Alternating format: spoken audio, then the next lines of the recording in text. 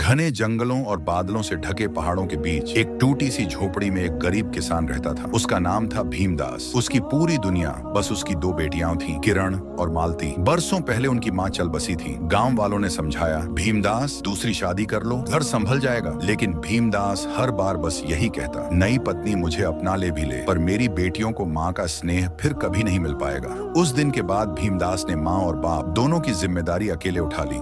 दिन में वह दूसरों के खेतों में मजदूरी करता, कभी पत्थर ढोता, कभी लकड़ी काटता। आमदनी इतनी कम थी कि पेट भरना भी मुश्किल हो जाता। दोनों बेटियां सब समझती थी। वे कभी कपड़ों, खिलौनों या अच्छे खाने की जिद नहीं करती। जो मिलता उसी में मुस्कुरा लेती। एक साल ऐसा आया जब बारिश ने जैसे पहाड़ों पर कहर बरपा दिया। दिन रात मूसलाधार पानी गिरता रहा। झोपड़ी की छत टपकने लगी, दीवारों में दरारें पड़ गईं। एक रात तो पानी घर के भीतर तक घुस आया। तीनों भीगते हुए, कांपते हुए किसी तरह रात काट पाए। अगली सुबह भी आसमान साफ नहीं हुआ। किरण और मालती सूखी लकड़ियां ढूंढने जंगल गईं ताकि कुछ पका सके, लेकिन बारिश ने हर डाल, हर तना सब भिगो दिया था। थकी हारी जब वे लौटी तो देखा घर में पानी और भी बढ़ गया था। मालती की आवाज भर्रा गई, दीदी आज भी क्या भूखे सोना पड़ेगा? किरण ने उसे ढांढस दिया, घबराओ मत, सत्तू रखा है, उसी से काम चला लेंगे। लेकिन जब पोटली खोली गई तो अंदर का सारा अनाज सड़ चुका था। भूख और कमजोरी से मालती वहीं बेहोश होकर गिर पड़ी। किरण फूट फूट कर रो पड़ी। उसने आसमान की ओर देखा और कांपती आवाज में बोली, हे ईश्वर, अगर किसी भी रूप में कोई हमारी किस्मत बदल सकता है तो मैं उसे अपना जीवन साथी स्वीकार करूंगी। बस मेरी बहन और मेरे पिता को बचा लो। अगले दिन बारिश थम गई। दोनों बहनें फिर जंगल गईं और जब लौटी तो उनकी आंखें फटी की फटी रह गईं। जहां टूटी झोपड़ी थी वहां अब एक मजबूत सुंदर घर खड़ा था, जैसे किसी अमीर का महल। अंदर अनाज, फल, मिठाइयां सब कुछ भरा पड़ा था। भीमदास ये देख भावुक हो उठा। उसने हाथ जोड़ दिए, ये धरती माँ का आशीर्वाद है। सबने जी भरकर खाना खाया। महीनों बाद पेट भरने की तृप्ति मिली। रात को पिता और मालती सो गए, लेकिन किरण की आंखों में नींद नहीं थी। उसी समय उसने देखा एक विशाल ताकतवर वानर चुपचाप आंगन से निकल रहा था। उसे अपना संकल्प याद आ गया। अगले दिन किरण ने खाना नहीं खाया। वह आंगन में थाली लेकर बैठी रही। थोड़ी देर बाद वही वानर आया। उसकी काया लोहे जैसी, आंखों में अजीब सी शांति। उसने कहा, डरो मत, तुम्हारी पुकार मैंने सुनी थी। दिन बीतते गए। वानर रोज आता, किरण के साथ भोजन करता और जाते जाते सोने चांदी के आभूषण दे जाता। मालती के दिल में जलन भरने लगी। वह भीतर ही भीतर जलने लगी। उसने सब अपने पिता को बता दिया। भीमदास क्रोध से भर उठा, मेरी बेटी किसी जंगली प्राणी के साथ। अगले दिन गांव वालों के साथ मिलकर उसने वानर पर हमला करवा दिया। किरण गिड़गिड़ाती रही, रोती रही, लेकिन वानर जान बचाकर भाग गया। अब मालती की नीयत और काली हो गई। उसने एक खतरनाक योजना बनाई। वह किरण को जंगल ले गई, यह कहकर कि वानर वहीं मिलेगा, लेकिन असल में वहां एक भूखे शेर की गुफा थी। लेकिन किस्मत ने पलटा खाया। शेर ने किरण को नहीं मारा, उल्टा बोला, तुम उस वानर की पत्नी हो, वह मेरा भाई है। शेर उसे अपनी पीठ पर बैठाकर वानर के ठिकाने तक ले गया। अब मालती की नफरत झर बन चुकी थी। वह एक काली जादूगरनी के पास पहुंची। जादूगरनी ने एक मायावी अजगर दिया, इसे उसकी देह में भेज दो, रोज खून पिलाना, वरना यह तुम्हें ही खा जाएगा। किरण धीरे धीरे मौत के कगार पर पहुंच गई। कोई वैद्य कारण नहीं समझ पाया। वानर लौटा। रात में उसने सच्चाई देखी, अजगर को बाहर निकलते देखा और अगली रात तलवार से उसका अंत कर दिया। सुबह किरण पूरी तरह स्वस्थ थी। सच सामने आया। भीमदास रो पड़ा, तुम ही इसके योग्य हो। शादी की तैयारी हुई, लेकिन तभी जादूगरनी ने किरण को अगवा कर लिया। वानर ने अंतिम युद्ध लड़ा। जादूगरनी का अंत हुआ। मालती भाग गई अपने कर्मों के डर से। उसी दिन किरण और वानर का विवाह हुआ और पहाड़ों ने पहली बार सच्ची खुशी देखी। मेरे प्यारे दर्शकों,